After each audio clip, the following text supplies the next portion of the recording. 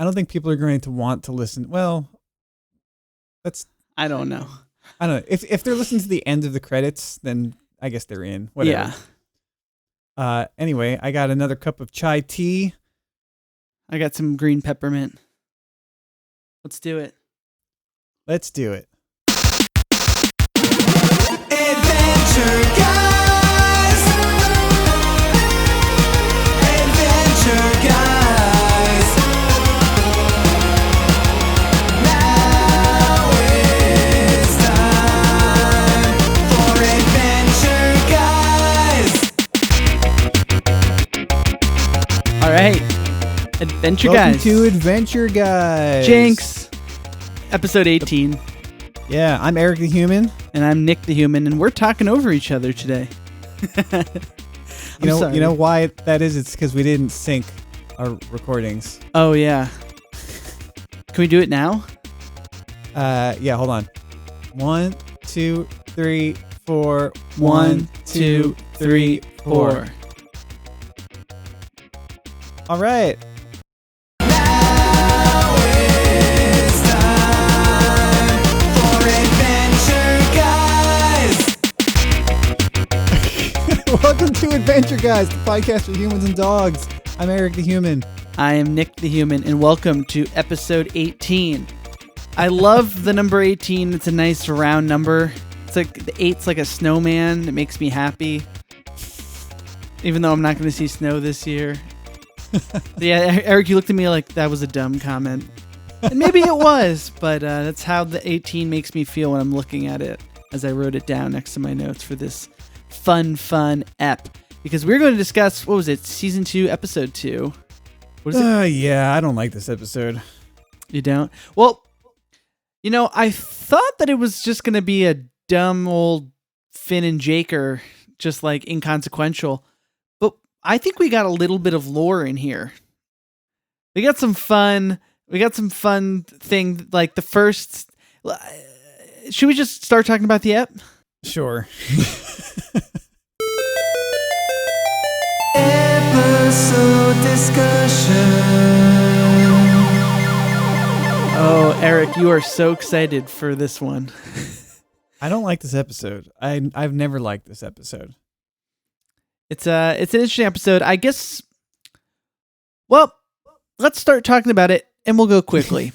Probably the highlight of the episode is when it opens, we get a nice little run clip fest, whatever you want to call it, of Finn and Jake's last, like, what was it, 8 days or something? Yeah, that is the best part of the episode, for sure. They've been non-stop adventuring, these two, and they're really tired, and Finn's like, why? And Jake's like, think about all the stuff we did, and they go through, and then you see everything they've done, and it was just like a list of really fun, ridiculous adventures. Yeah, you get a hint at how dark Peppermint Butler is about to get in the series. I think this is like the first time you see him do something sinister. Yeah. Where he obviously just, I'm gonna not say murdered, but maybe just sacrificed a goblin. Yeah. And he calls Finn and Jake to help dispose of the body. Yeah, kind of like that weird, gross old trope of like, take care of Peppermint Butler's goblin problem. It's kind of like, you know that old trope of like a guy had sex with a hooker and she died while he was fucking her, so then they have to like get rid of the hooker. Right, or in Pulp Fiction where they call the cleaner. Yeah, exactly. So they're we also see a Lumpy Space Princess Quinceanera, which right, yeah, was interesting. I never really thought about her racial makeup or identity or nationality or heritage or any of that, and I guess they gave us some anyway. I don't know what I'll do with that, but well, yeah. You know, as hinted later in the music, when you start getting some classical music peppered in, I think we're sort of meant to believe that like some bits and pieces of our contemporary culture from the late 20th century, early 21st century has made it to the land of Ooh 1,000 years in the future, but they just don't know how to contextualize anything. Oh, so they just do different bits and pieces without really knowing what any of it means. Wow. Wait, okay, that's really cool. So when does that classical music start getting introduced? Jake's playing his viola to the horse. Yeah. And he starts playing Beethoven, but doesn't know how to pronounce it correctly. Same thing with Mozart. He calls it like, what does he say? Beethoven or something. Beethoven, He yeah. says it wrong. Yeah. I believe that it's not because he's making a joke, but he actually has no way to know how Beethoven was supposed to be pronounced. It was like, it's a Dutch name. Mm-hmm. And even Princess Bubblegum, who speaks German, might not know the exact way to pronounce Beethoven. So I think it's just like a lost to history type thing. Yeah. Ooh, this is fun. I never thought about that. Is that a popular fan theory about like how this universe works, or is this an I don't know. Eric original? I don't know. That's really fun. I love that. That would explain it. But so yeah, maybe the lumpy space family, they just do quinceaneras because it's a thing they heard about. I don't know. I don't know. That's great. I love that. I love that theory. Anyway, Finn and Jake though, they're home and they're like, we're gonna go to bed. Finn gets in his cocoon type thing, which just looks so cozy. I love that cocoon. It makes me so happy to see. Right? He sleeps in it over the sheets of his bed. Yeah, it's perfect in a sleeping bag.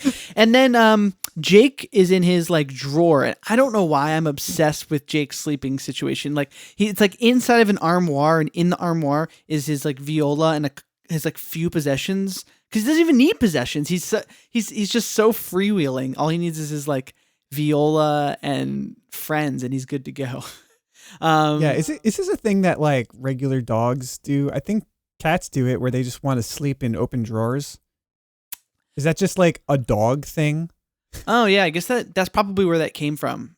I don't know. I've never had a dog do that, but I'm sure dogs do.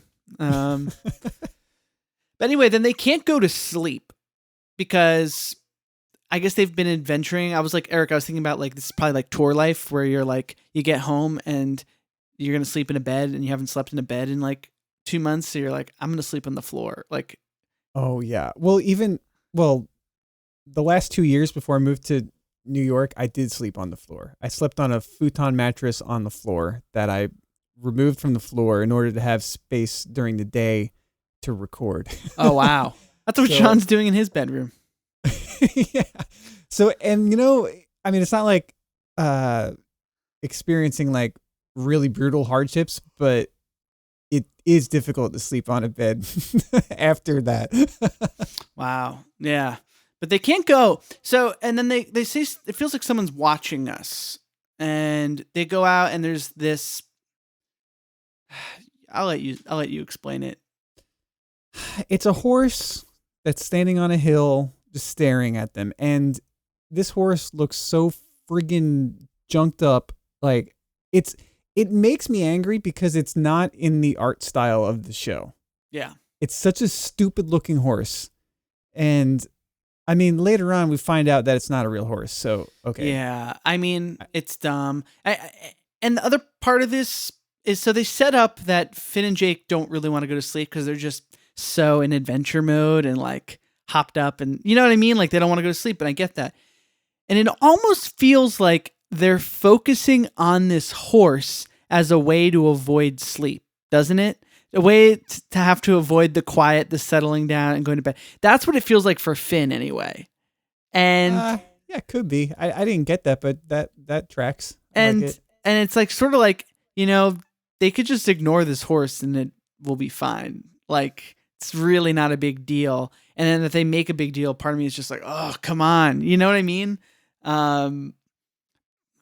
That's how I felt. Like, anyway, they go out and they start looking at this horse and they try a whole bunch of stuff. Finn wants to try reasoning with it. Like, ask him to leave. That doesn't work. Jake's like, we got to push this thing down the hill. Not going to work. You can't move it. It's too heavy. Jake gets big, picks it up, and moves it to another hill. Comes right on back. Yeah, see, this is the part of the episode that I really dislike. Yeah. And it reminds me of an episode of Steven Universe. I don't know if you've gotten to it yet. I forget what season it's in. Peridot is trying to fight a monster out in like the desert. Did you watch that episode yet? No, but it's coming. It must be. Okay, so it's a direct parody of like Wile E. Coyote and the Roadrunner. And Steven Universe, like it is a reference. Like they are doing it on purpose. Yeah. And this episode of Adventure Time, it just feels like freaking Looney Tunes with Wile E. Coyote and the Roadrunner. And, like, let's just try a zany plan. And it takes like 45 seconds to act out this plan. And then let's reset and do another zany plan. Yeah. And it's like, there's no like real structure to the episode. It's just like a couple little vignettes, like small snippets of like doing something stupid and cartoony. And one of the reasons I really like Adventure Time is because it does not fall into cartoon conventions of the 20th century. And here they are doing that. And it doesn't seem like they're really referencing it. It just seems like they're falling into this pattern that I specifically do not like. I got that. I'm going to offer a defense of this episode, but I want to reveal a couple more plot points. So they try to move it. They blindfold, doesn't work. They try to lure it away with music. It doesn't work. Jake wants to kill the horse. Finn's like, no, but they decide to dress it like a bunny. And then a hawk gets it and they're like, cool. And then it drops it in their house and they start going crazy and they're like, oh, this horse is tearing us apart. Finn kicks it in the butt, and what comes out of its mouth but Ice King? Should have known, that fucking guy. He just tries to leave like it's no big deal. They get into a fight out front, and Ice King reveals that he was there spying on them in the horse suit because he wanted to learn how to be happy. Because he's simply just not happy, and he knows how happy they are, so he's trying to get it. And I guess, this is the lore I was referring to. Is this the first time that we're getting a glimpse into the sadness and vulnerability of Ice King? Yeah, I think this is the turning point episode for him. It's subtle, but that's cool. The whole first season, he's just like your typical cartoon nemesis. I don't think there's really a lot of depth to him, and like his plans are so outlandish and stupid and creepy and bad. And this is maybe the first episode where they offer another dimension to that character.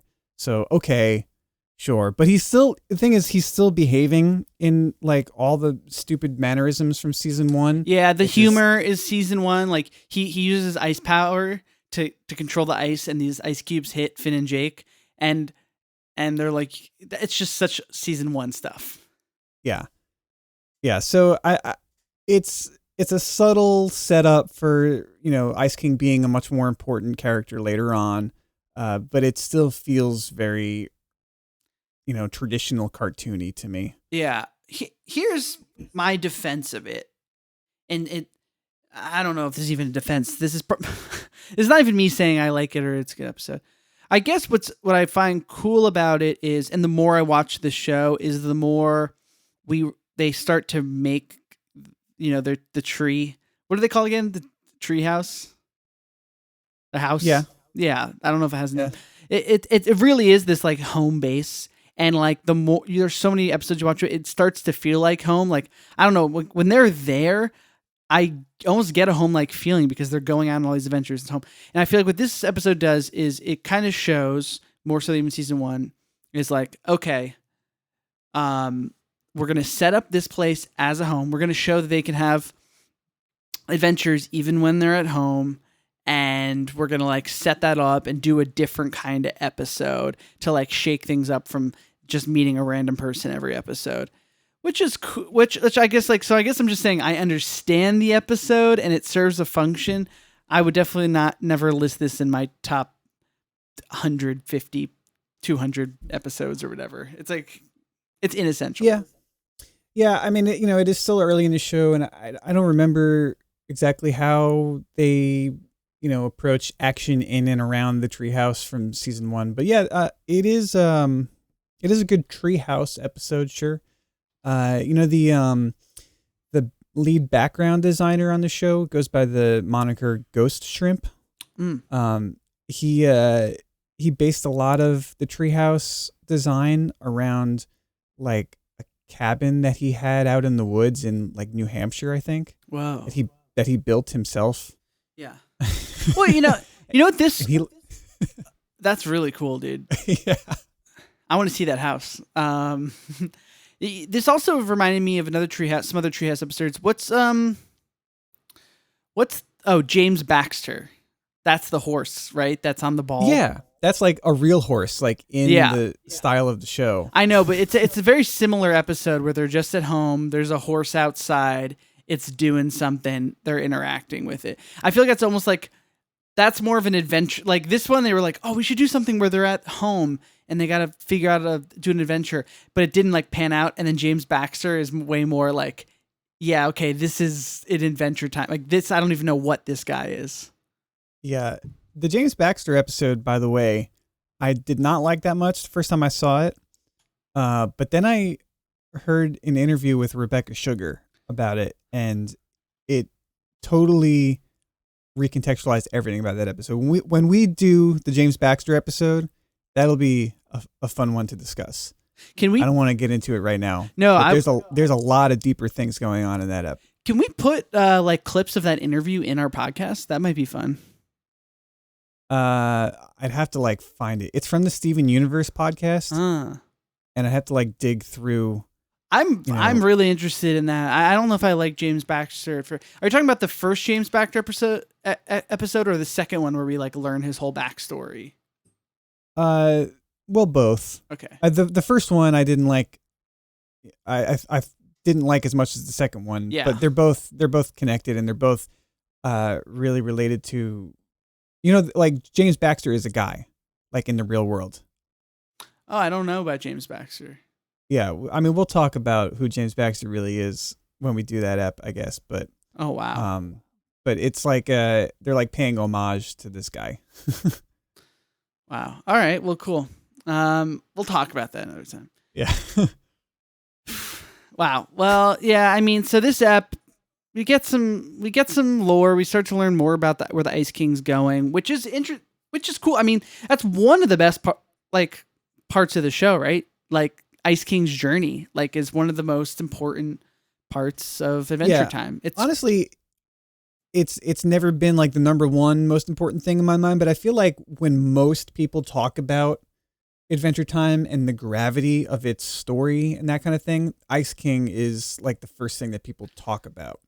And I remember when Harold like pitched the show to me as a recommendation, and I was like watching those early seasons. I was like, what is going on? Nothing is developing. And he's like, oh yeah, well, I mean, things get more detailed, and like the storylines really do go somewhere, like especially Ice King's story.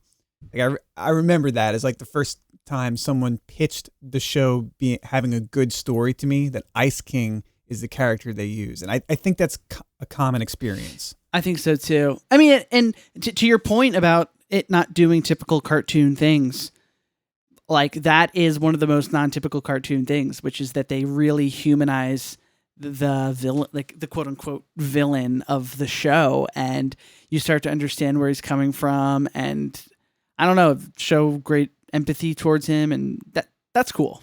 Yeah. I would say that his redemption arc, and there's a lot of redemption arcs in narrative, based shows, but his redemption arc is really unique and weird. Yeah. Like, did you watch Avatar? No, right? No. Sean just watched it. Yeah. Avatar is lauded as having one of the best redemption arcs for its villain, but the thing is like it's very traditional. And from episode 1 of that show, it's very obvious, like, oh, here's the villain that they're introducing, and he's being set up for a redemption arc immediately. Like, and it takes a long time, and it's a satisfying arc, but you see it coming a mile away, seasons away. And I mean, so you understand you're on that journey with him, but it's traditional and it's telegraphed. Ice King's is totally non-traditional. Oh yeah. Yeah. Oh man. Well, we saw some new things from Ice King, but I'm curious if you saw something else in this episode. Did you see the snail? Did you see the snail? Did you see it? Eric, did you see the snail? Nope. Nick, did you see the snail? Nope.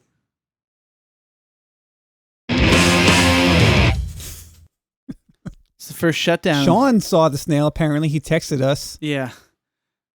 Jerk. I should go grab him right now and figure out where it was. Nah, he's off on his own journey right now.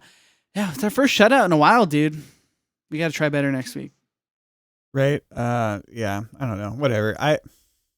You know what I did see in this episode? Really weird. There's a shot. I think it's the first shot where they look out the window and see this horse. There's a little guy, like a little character, who's like hanging from a shelf in a noose. Out in the world? Not in their house, right? In the treehouse. Whoa. I Was was it like a toy or something? Yeah, like what the freak is this? Is it like a doll that they were being funny with, or is it some little guy that committed suicide in their bedroom? Oh boy. It's like what?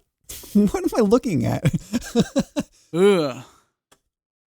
That's scary. I'll go. I'm not gonna go watch this episode again. It wasn't that good, but that's creepy. And as we know, that could be a guy. That could be a thing. I don't know, man. I don't know why I saw it, why I noticed it, but dude, they know where that belongs in Miscellanea Mania. There's things you may not know. Those Eric and Nick will show you all the trivia in Miscellanea. So in this episode, there's a shot of this weird little guy in their bedroom hanging himself with a noose. Thank you. you did some other good Miscellanea Mania you said earlier in the episode. What was it? What do you remember what I'm talking about? No. Oh, God damn it. You laid some other cool trivia. I don't know. What do you have anything else? So in Australia, they censored the line poo brain. Yeah, I was a little, not like, I didn't like it. I guess that was their way of saying he was dumb. I guess I was getting a little bit sensitive when they were starting to call him like poo brain. I don't know why. I thought it was just, I mean, I thought he's it was brain dead. Like, yeah. Like it's obviously extremely juvenile. But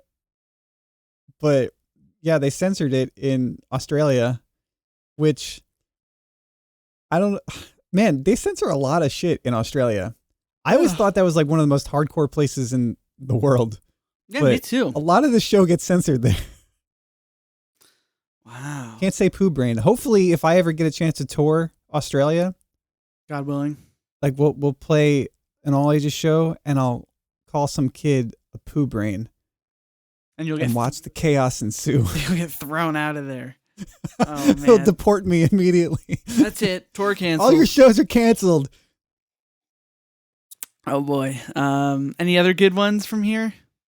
No, that's it. I know. I was reading through some of what's on the wiki, and like just going along with this episode just wasn't that interesting to like really talk about. I don't think. I honestly, I didn't even watch this episode until a few hours ago. I mean, it's been a bit of a shorter week for us since it's been only 5 days since our last recording last Sunday. But I knew that I didn't like this episode, and I put it off, and then I forgot about it, and then I remembered kind of last minute. Yeah, I watched it twice in a row just before, and I don't know. There's been a couple that we've done, honestly, dude, recently, where it's like, where I've seen the episode, or it's not that good, where you're almost just like, it's like, I'm just like letting it fly by me. Do you know what I mean? I was eating my poke today, just being like, I get it. I've been watching Rick and Morty as my cartoon right now, and I got way more invested in that for a show that I've watched all the way through like 6 times. Wow. You know what? I came to a bit of an understanding with my Rick and Morty fandom. Oh yeah. What's that? Dan Harmon is kind of a piece of shit, but Justin Roiland is a worthy creator, and the general fandom is kind of a piece of shit. But if you ignore that and appreciate it on your own terms, it's a very good show. And I did get the Art of Rick and Morty book, and I'm reading it, and I'm realizing how much work really goes into that show. Yeah. And what an achievement for animation it actually is. because they don't reuse character designs. Well, Every episode, basically, they have to design from scratch an entire alien race and figure out how to animate like dozens of characters in that alien race. They do it all over again every single episode. And that's why you have to wait so long between seasons for that show. wow. I didn't know that. Yeah, I mean, well, look. Yeah, that's a thing for me. Like, it happens in music, it happens a lot. People like quote unquote know about stuff, but they don't watch it, or like they let whatever's around the show, like the fandom or the cultural consensus, like infiltrate their understanding of the actual thing. And I feel like it's inevitable that that's going to happen, but like you kind of owe it to the thing. Like if you're going to say like, I'm annoyed with Rick and Morty or whatever, like I think you kind of have to separate those things a little bit. Like, you know what I mean? Like I remember I was having this conversation once with somebody about Eternal Sunshine of the Spotless Mind. And I was like, oh yeah, I love that movie. And they're like, oh, yeah, it's like, I get it. And I was like, what do you get? And they're like, it's a good movie. It's like, I get it. Like everyone loves it. And I'm like, it's just like, come on already. I'm like, well, I think I'm like, I hear you, but it's pretty good, right? And they're like, oh, I've never seen it. And it's just like, I don't know. Am I babbling? Yeah. No, that movie's a good example. Because hey, I grew up on Long Island. I grew up riding those trains. Yeah. You know, and that I really loved that movie, and only after having my own appreciation for it that I learned that it's like sort of a symbol of like hipster trash, like faking cinema appreciation. That Yeah. And, like, Circa Survive like puts it on their freaking album when everyone's like, when was that, like 2006 height of like The Scene? Yeah. Well, I just think that yeah. Look, I hear it and I understand, and I know that probably whatever fake people, right? We're talking about all this stuff that's around it, but at the end of the day, it is still a good movie. It's a great movie. It's a great movie, and sometimes, yeah, it'll get co-opted or whatever. People say the same thing about Wes Anderson movies. I've been rewatching them. Those movies are great. I literally like every one of his movies, and people go crazy on it because of like the kitschy art direction and like, but it's like, but the movies themselves are good. Like, I don't know. It just bums me out when people are going to write off something like Eternal Sunshine of the Spotless Mind because it became this sort of like hipster indie signifier. And it's really like who even cares? You know what I mean? Like, just like what you like. I don't know. Yeah. Yeah, I left the Rick and Morty Swift posting group because it was just freaking trash. And I realized not having this pop up on my feed helps me enjoy the show more. Man, that's hard, but that's cool. So what is up with, you don't like Dan Harmon? Wow, we're calling him out on the pod, huh? No, he's kind. I mean, there was that whole thing where with Community where he was just like not great to work with, right? No, he like. There was some some writer on the show that he like harassed, and I don't know the whole story, but he like, this was a couple of years ago where it was like he had to do this whole big public apology thing. Yeah. And he was married, but he was still like pursuing and harassing like a staff writer. Oh, really? And she was like, hey, stop it. And he was like, no. And then his wife left him, and he got even worse about. I don't know.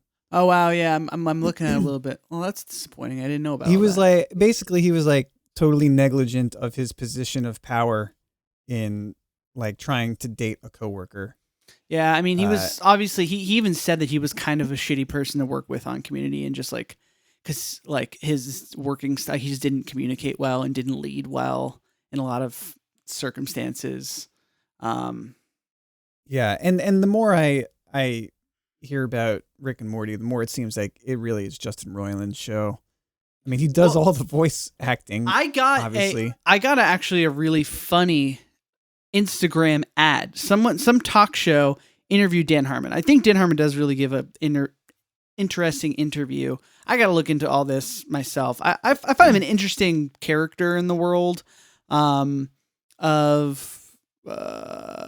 like, you know, modern culture. And he's talked about having like Asperger's and stuff, I think, like mild forms of autism, which is kind of interesting. And he, you know, and depression and all these things. But what I was going to say was, in this interview that popped up as an Instagram ad, it was Dan Harmon saying, you know, I love working with people who have a vision, who like know what it's going to look like people who are like, that guy's shirt needs to be blue because he believes this, and the house needs to be modeled after this, and no, that wall needs to be pink and not red. Like it needs to be pinker because he's like, because I don't have that vision. Like he's concerned. He's like, my concern is like story and story structure and plot and character development and like nuts and bolts, big picture, boring stuff. So he's like, I like to work with people who are in on the minutia.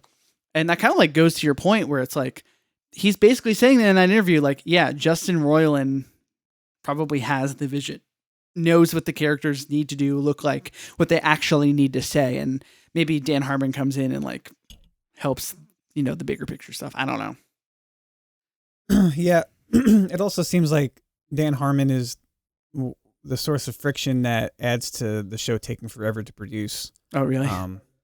But also the other, you know, the art directors on that show are, I think I don't know how, like what kind of an artist or cartoonist Justin Roiland really is.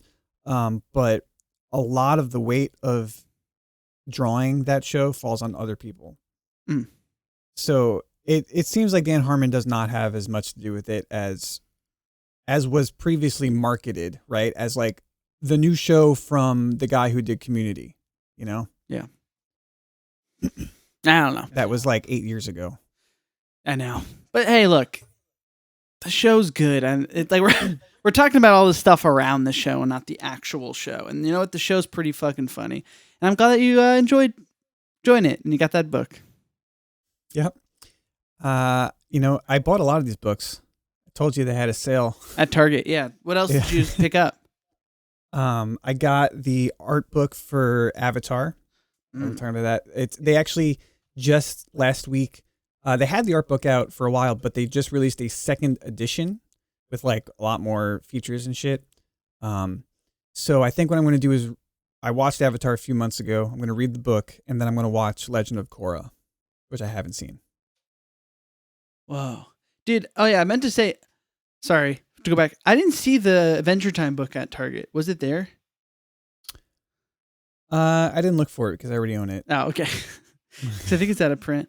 Oh, wow. Well, that's cool, dude. I did tell you I had to get it like delivered. Yeah, from you did. UK, You did. Right? Yeah. Yeah. Damn. Well, nice. Should we see what we're going to talk about next week? Let's see. What are we gonna watch next week? What are we gonna watch? Let's go! It's the episode generator.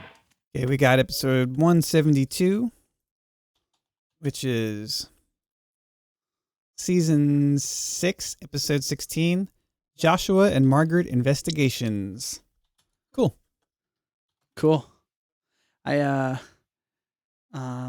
That sounds like we're going to get some more backstory on our guys, right? Yeah, it's mom and dad. Yeah. Sweet. That'll be fun. Cool. All right, man. This is a fun app. We had a good preamble too. That was fun before we recorded. Cool. Hey, if you're listening, you made it this far, we love you. Thank you very much. Thank you very much to like everyone who's like listening along. I know there's a lot of people who have subscribed and listened to all these, like Dan Ford, Bill, Alex, like all these people. We really appreciate you. Yeah, if you have anything you want to contribute, send us an email. Yeah. At didyousseethemail@gmail.com. And if it's a worthwhile contribution, maybe we'll read it on air. Yeah. Maybe we'll talk about it. Maybe we'll talk to you. yeah, follow us on Instagram, subscribe, tell one friend about it this week if you feel inspired. There is also that option on our page at anchor.fm/Adventure Guys podcast to support us financially.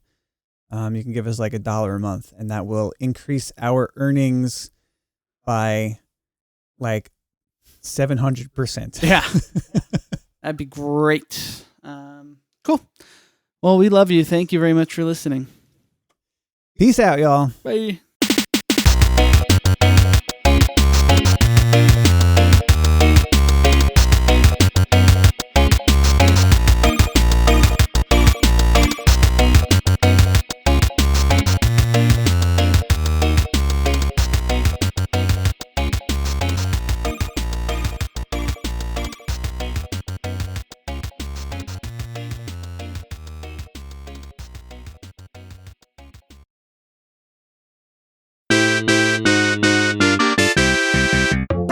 Bonus clip, bonus clip, bonus clip.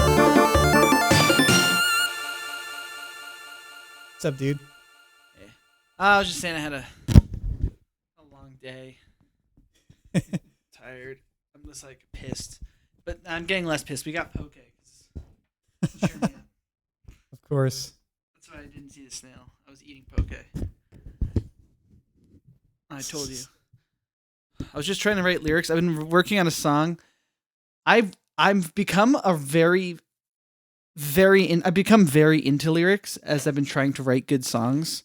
Yes, me too. Over the past couple of years, increasingly so. Yeah, same. Because I feel like you get, I don't know, like I feel like the more music you hear, or this is at least where I've come to, is like before just like good, like obviously I love lyrics and melody and arrangement, but like I don't know why it only clicked for me more recently. I'm like, oh yeah, lyrics like really help shit like stay around in rotation and mean more to me and people, and it's like a whole other avenue. I remember literally I had an epiphany, dude. It was really funny actually. This is more than a couple years ago, but I was starting to read poetry because I wanted to figure out like written word, and I loved music, and I was like, imagine if you could take like poetry, but like poetry, like this great, insane, like esoteric and moving and heartwarming stuff, and like match that up with music. Like I was having some original creative thought, and I realized I was just describing what a song is or should be. Do you know what I mean? Yeah, man. But it's not approached that way, really. I think is where I was coming from. I had this discussion with people a lot, other songwriters. I really think that you need to write your lyrics first and have the music rise to the lyrics. Because if you write your music first and you write a melody first, it's very obvious to me, like when you're trying to fit words into a pre-existing melody. Everything just sounds contrived. There's so much filler that winds up going in there. My biggest indication of like shitty lyrics are inclusions of phrases like, I don't know, you don't know, I know, you said, I know you said, stuff like that, right? Just fucking put the actual part in the lyrics. Don't preface it with, I know that, or you said that. It's just fucking syllables that fill up a melody that you wrote before you thought of anything meaningful to write about. Oh yeah. I feel like we may have talked about that at one point, because I've been writing this album for a long time, but what I've really realized is that me writing this album has been like me really starting to go to school on like all things music, and like I wrote a couple of songs I really liked, but I kept saying I don't know, and the more I've been going, I'm like, I gotta cut all this filler. Like there's no time. No one has time for filler. Yes. Like every word needs to like be going somewhere or mean something. I'm really guilty of wanting to add just or like emphasizers or qualifiers that like for a syllable. Yeah. The word though comes up a lot in my drafts. I have to cut it out. Oh yeah. I was in the grocery store a couple days ago, and the some basic ass pop song was playing, and the hook, like, or what they think is the hook, was on a lyric like, I don't know, and then some bullshit, or like, I don't care. I'm like, what? This song is about nothing. Yeah. I was so mad. It's interesting is sometimes that the well, you're talking about, so if you write the lyric first, then you go, or you should start writing gibberish. Sometimes that gibberish can lead into lyrics, which is good. And that's kind of how I like to do it. But the problem is that I think subconsciously our brain goes to those phrases, and then you're stuck with those phrases. You know what I mean? And it's like, it doesn't need to be. But if you I do kind of like going that way, because sometimes like writing like lyrics and melody at the same time, or melody first, because like sometimes my unconscious brain will just like spew out something in that improvisation or like stream of consciousness that is kind of interesting, you know? Yeah, at this point I don't even start writing music until I know what the music has to be about. Whoa, that's so cool. The way I do lyrics is I just write just without any thought about structure or form. I'll just write sentences, prose, unorganized. Just, if I have a concept, I'll just write about it, and that's it.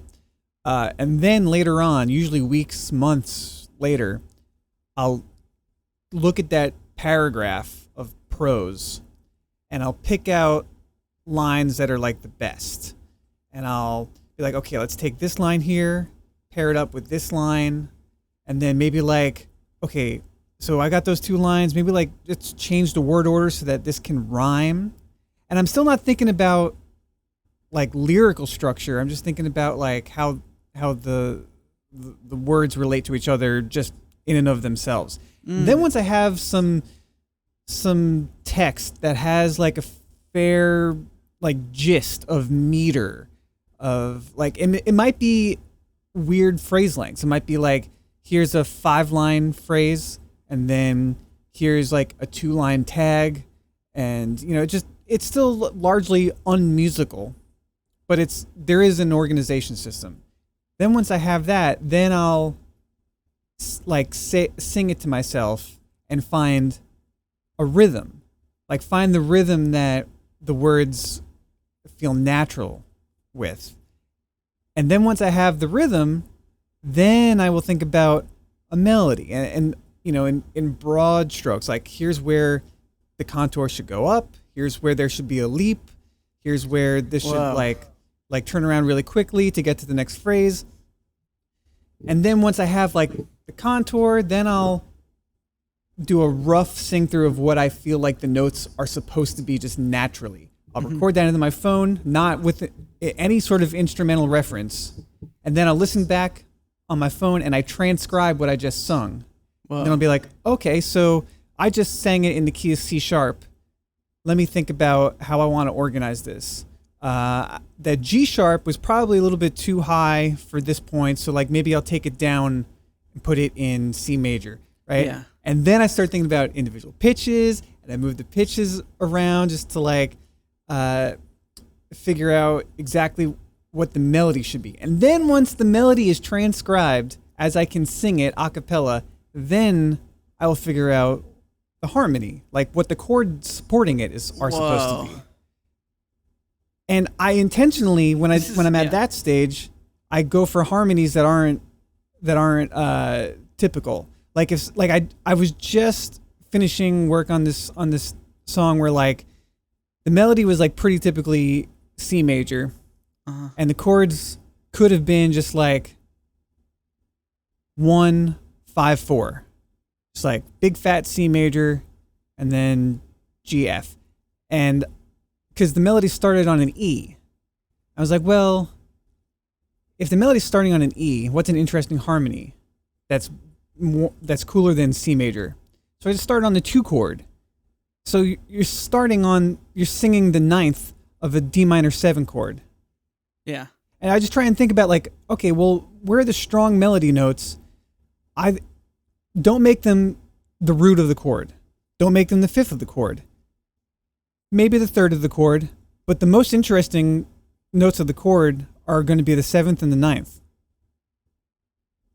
So it's like this whole like extremely long step-by-step little process that I go from writing lyrics to putting it with music. And this has worked for me pretty exclusively like the last 2 years or so. Wow, that would explain why your music sounds the way it does. Some of the new songs. Sometimes I'm like, I've just like kind of head scratch. I'm like, whoa, how is that happening? Do you know what I mean? And just because I'm literally like that chord, these harmonies, like these chords are so crazy. Yeah, but just write the chords after you write your vocal melody. The vocal melody, yeah. That's a cool way to do it, man. That's very unique. And it works for you. You're happy with the output. Like it's fun to do. Yeah, I just demoed out something today that I was so stoked about. And it's like, that thing, it was like very much C major, right? But like I made it as far away from sounding like C major as I could. And then like the verse is in like E Phrygian, and it's like very like classic thrash metal, like E based, but like dark. And then the chorus is in C major, except it doesn't really ever, revolve around that tonic chord. So I was so stoked about it. This is like one of the last few things that I've had to demo for the new Holophonics album. Wow. That's cool. I mean, it's fun. I mean, I'm definitely getting to the point where I'm writing and I'm like, I gotta find it's time for me. I was like writing songs. Like it's time for me to explore other types of harmony and see how other people are making melodies, because I need to crack open this, whatever I'm doing further. So maybe I could give that a shot. Yeah, man. That's cool. I really got into this, a little while back by starting like actual jazz reharms. Where like, I mean, not in jazz music, but like take a pop song or whatever and just like change the chords. Yeah. And at that point, you're not really using functional harmony anymore. Like you can use Roman numerals to like talk about it, but it doesn't really fulfill the same function. You're more so would you go like, okay, here's like, this is a G.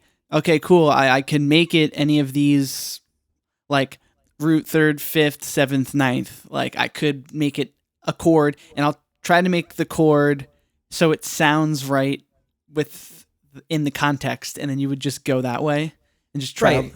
Yeah. So the thing with like non-functional harmony is that we're existing outside of the 18th century Germanic tradition of music theory, but we still kind of have those associations in our ear, right? So like you just have to make sure that there's some sort of structure to it. It doesn't have to be like, like any sort of like 5/1 type motion. Like it doesn't have to be Schenkerian in its essence, like, which is what the debate of that whole music theory being racist thing came down to. If your structure is based on a descending bass note, like by half step, that's fine. That's fine. That is more than enough to go on, that the ear recognizes that as a structure. So I love moving your like your bass notes just like by half note, by half step. And like you can, one of my favorite things, and this is actually all over Phantom Arrival, right, where like the 6th chord in a key, if you're in a major key, your 6th chord is minor. Yeah. And if you're in a minor key, your 6th chord is major, but built on a half step lower, right? So if your melody note over a 6th chord, would you go to a minor? So okay, so if I'm an A, then the 6th is usually, F sharp minor. So now you're saying instead of doing that, play. Or if you're an A minor, A minor, your 6th chord is F major. Yeah. So the interesting thing about the relationship between those two chords is the notes that move are the root and the 5th, which are the two uninteresting notes that you don't want to have your melody be on. So if your melody's on the 3rd or the 7th, you can have it be either an F sharp minor or an F major, and it still works. And it doesn't matter which quality of A you're in. Yeah. You can use either of those 6 chords interchangeably or next to each other.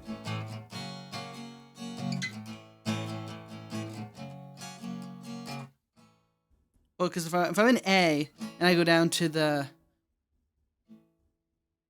that would go down to F sharp major. Oh yeah, because your third stays, C sharp stays in both keys. That's cool.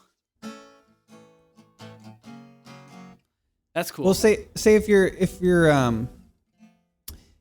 in A and A something, and you're singing an E over the 6th chord, right? That's the 7th. Yeah. That's either the major 7th of F or the minor 7th of F sharp. Yeah.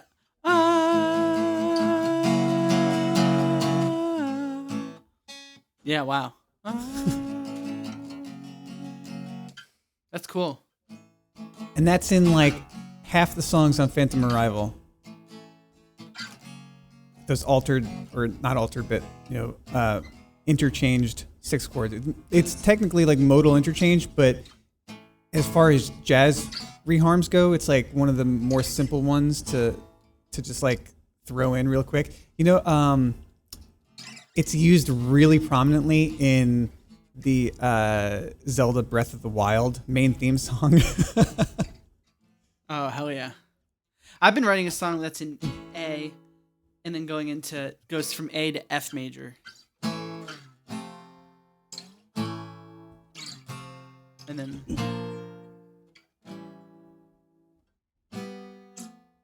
I don't know. I don't have that like you're whip smart. I guess you studied a lot of it. So you know. That's good. Yeah, well, it's interesting. I want to try that stuff, and I'm going to now. For me, the hard part is like I feel like to like really work on a song or invest myself in it, I need to like it needs to have like some sort of promise for me, and the promise I need is like it's almost like, okay, I need to make sure that it has like an interesting chord progression and feel and melody, and if I get that going and I get a couple pieces, then I know that it's worth going through the like lyric writing process, which is arduous. And then if that all comes together, then I know it's worth arranging as a full band or something. So it's interesting to me to like start with lyrics and then go, because yeah. I mean, I'm just always writing lyrics out in the world, just like being a person, just like at any, see that when people talk about like, those moments of inspiration where they wake up in the middle of the night and like scribble down a melody or something like that. Yeah. That doesn't happen to me with music. That's lyric writing for me. Yeah. It's like I need some sort of like inspiration to write lyrics, and then the music is like the craft part. Yeah, I get that. That happens to me. I mean, I did the song I was just working on. I took literally like a lyric that I wrote in 2014 or 15 and put it in 2013 or 14 and just put it into this song because I was like, it has a home. Yeah. One second, I'm getting some water too.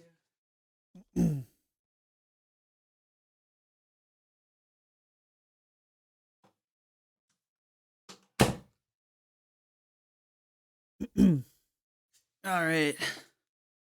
Yo, were you recording the whole time? Yeah. Were you? Oh, you're muted. Am I back? Are you muted? Ah, yes. Okay. I was recording the whole time? I was. Were you? Yeah. That whole conversation was, I don't know, maybe Bonus pod? bonus clip material up until the mild trash talking of alternative rock. Yeah, that part would have to be taken out. But yeah, I was thinking that too. At some point, I was like, "This sounds like a podcast." I know, right? Maybe I should just put it all up, like basically unedited, as like sort of a lazy bonus clip.